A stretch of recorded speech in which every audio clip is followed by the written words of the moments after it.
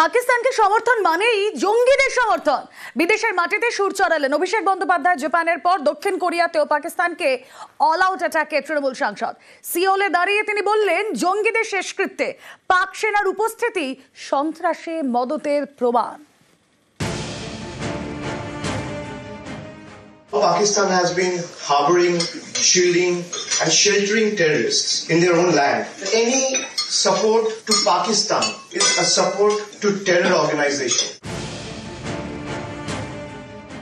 Don't want any kind of war, but if you're attacking us, our humility, our dignity, our respect towards you shouldn't be considered as our weakness. এপ্রিলে পেহেলগাঁওয়ে জঙ্গি হানা, মেতে ভারতের বদলা। পাকিস্তান এবং পাক অধিকৃত কাশ্মীরে অপারেশন সিঁদুর, সেনার এই সাফল্য বিশ্বজুড়ে প্রচার করছে Bharat.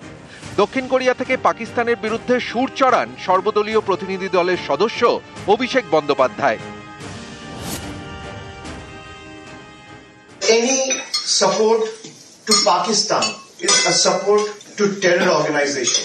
Anyone supporting any act of Pakistan is supporting a terror organization. When the 2008 Mumbai terror attacks were carried out in Mumbai, 166 nationals were killed and shot dead by terrorists. And the prime accused, who was then arrested by the Indian law enforcement agencies, he confessed he was trained and raised in Pakistan. Both India and Pakistan has gained independence at an interval of a day. And if you look at the trajectory of Indian economy and Pakistan's economy, there's a hell and heaven difference. India has grown by leaps and bounds, where Pakistan is struggling with their own economic crisis and flaws.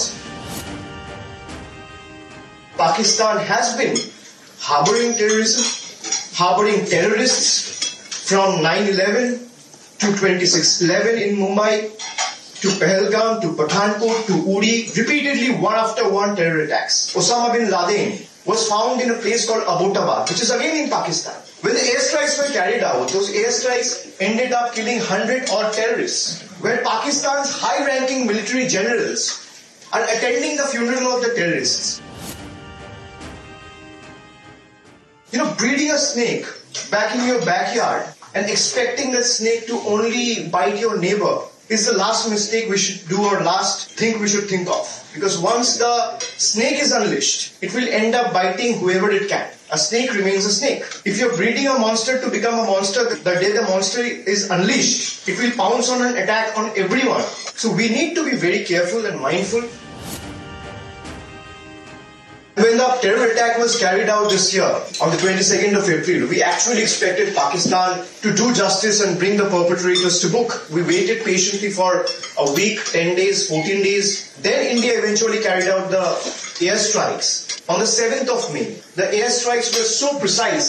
It was carried out with so much of precision. We ended up successfully destroying 9 terror infrastructure without endangering a single civilian life. This is what India is, firm in resolve, yet honorable in action. I come from a land where we have a special bond with every Koreans living in South Korea. I come from the land of Rabindranath Tagore. Rabindranath Tagore's poem, The Lamb from the East, is still embedded and found a special place in the textbooks of school kids even today. And we come from a land who has always taught and given the message of peace, harmony, tolerance and humanity to the world. Operation সিঁদুরের সাফল্য প্রচার ভারতের। 33 দেশে গিয়েছেন 59 জন সর্বদলীয় প্রতিনিধি। সবাই বুঝিয়ে দিয়েছেন, সন্ত্রাসবাদের বিরুদ্ধে দেশ একজোট। স্পষ্ট করে দিয়েছেন, ভারত অহিংসায় বিশ্বাসী, তবে বদলা নিতে জানে। Our stance from the very first day has been clear.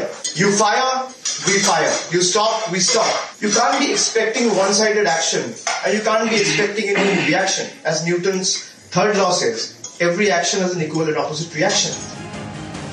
News 18 Bangla. ধর্মতলায় কার্তুজ উদ্ধারে বিজেপি লিঙ্ক, ধৃত রামকৃষ্ণ মাঝি বিজেপি নেতা। অভিযোগ এমনটাই তৃণমূলের। এলাকায় দেদার অসামাজিক কাজ, ধর্ষণের অভিযোগে জেল খেটেছে রামকৃষ্ণ। দাবি কেতুগ্রামে তৃণমূল নেতা। বিজেপির সঙ্গে স্বামীর যোগাযোগের কথা জানিয়েছেন ধৃতের স্ত্রীও, যদিও সব অভিযোগ অস্বীকার বিজেপির। ধর্মতলায় এসটিএফ এর অপারেশন, ব্যাগ ভর্তি কার্তুজ।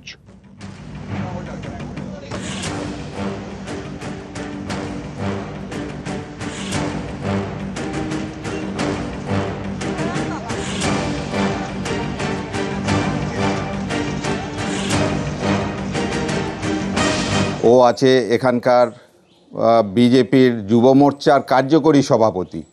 এইবার ওর কাজই হলো যে অস্ত্র নিয়ে এলাকাকে অশান্ত করা। অস্ত্র বিক্রেতা বিজেপি নেতা। ধর্মতলা চত্বরে ব্যাগ ভর্তি কার্তুজ উদ্ধারের ঘটনায় তুঙ্গে রাজনীতির তরজা। রবিবার বিকেল 5টা ধর্মতলা বাস স্ট্যান্ড চত্বরে গোপন সূত্রে খবর পেয়ে ওত পেতেছিল কলকাতা পুলিশের এসটিএফ। বাস থেকে এই যুবক নামতেই পাকড়াও।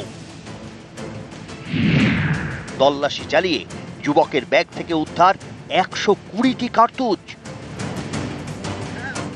ধৃত রামকৃষ্ণ মাঝি বর্ধমানের কেতুগ্রামের কুলুন গ্রামের বাসিন্দা।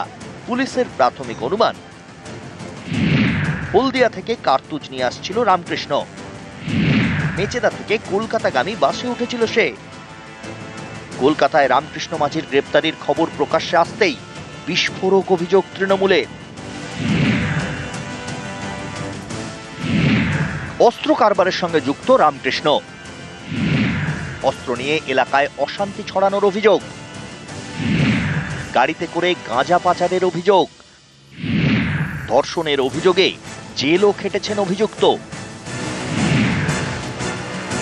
ও আছে এখানকার বিজেপির যুব মোর্চার কার্যকরী সভাপতি। এইবার ওর কাজই হলো যে অস্ত্র নিয়ে এলাকাকে অশান্ত করা। ওই সঙ্গে ওর একটা ছোট গাড়ি আছে, গাড়িতে করে কিছু গাঁজা সাপ্লাইও করে এবং রেপ কেসেও ধরা পড়েছিল, কিছুদিন জেল খাটে। ধৃতের স্ত্রীর দাবি, গাড়ি কেনার পর ঋণ শোধ করতে পারছিলেন না রামকৃষ্ণ, তাই নাকি টাকার লোভে অস্ত্র কারবারের ফাঁদে পা। টাকার লোভ দেখিয়েছে দিয়ে করে ফেলেছে এই কাজ। আমি তো ভাবতেই পারিনি যে এরকম কাজ করে ফেলেছে ও। বিজেপির সঙ্গে যে স্বামীর যোগাযোগ ছিল সে কথাও জানিয়েছেন ধৃত রামকৃষ্ণ মাঝির স্ত্রী। বিজেপি পার্টি করে হয়তো মিটিং এখানে ওখানে থাকলে যেত এরকম। কোন দলের? বিজেপি। যদিও অস্ত্র কারবারে রামকৃষ্ণ মাঝি গ্রেপ্তার হতেই স্থানীয় বিজেপি নেতৃত্ব দূরত্ব বাড়ানোর চেষ্টায়। যিনি বলেছেন হয়তো তিনি না জেনে বলেছেন, কিংবা বিজেপি নামে কুৎসা রটানোর জন্য বলছেন। রামকৃষ্ণ মাঝি এমনি কোনো ঘোষিত পদে নেই কো। আমি সভাপতি হবার পর থেকে হতে পারে ও তো গাড়ির বিজনেস করে, এবার হয়তো কোনো মিটিং এ মিছিলে যাবার জন্য ওর গাড়ি হয়তো অনেক সময় নেওয়া হয়, সেই সূত্রে হয়তো ওকে হয়তো দেখেছে কোনো মিছিলে বা মিটিং এ। বিজেপি পার্টির যারা লোক তারা ওর বাড়িতে যায়, মদ গাঁজা খায়, অস্ত্র শস্ত্র নিয়ে কারবার করে। কলকাতায় কোথায় কার্তুজ পাচারের ছক ছিল রামকৃষ্ণর? অস্ত্র কারবারে তার সঙ্গে আর কারা কারা জড়িয়ে, সেই উত্তরের খোঁজে তদন্তকারীরা। কাটোয়া থেকে রণদেব মুখোপাধ্যায়, নিউজ 18 বাংলা।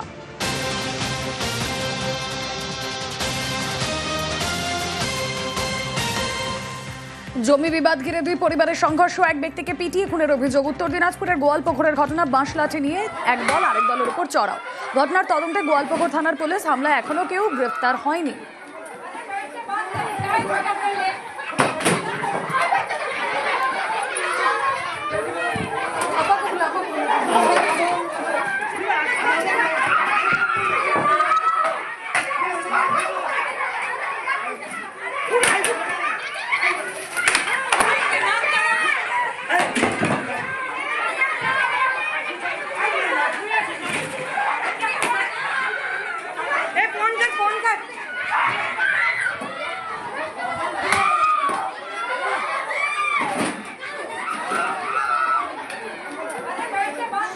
बाबू बेटा पाएगी लगे सब आए ना 8-10 जना से मैंने घुसे गए लाठी लिया, बड़ बड़ लाठी लिया, चलिया है खाली मारे, चलिया है गे बाबू, चलिया है गे। ওই জমি জমি আগে ছিল, আমরা পাঁচিও না দিয়ে আমরা তো ওখানে উদিনে কিছু করি না, আমরা উদিনে কিছু করি না, পাঁচিও না দিই। হ্যাঁ শাস্তি চাই।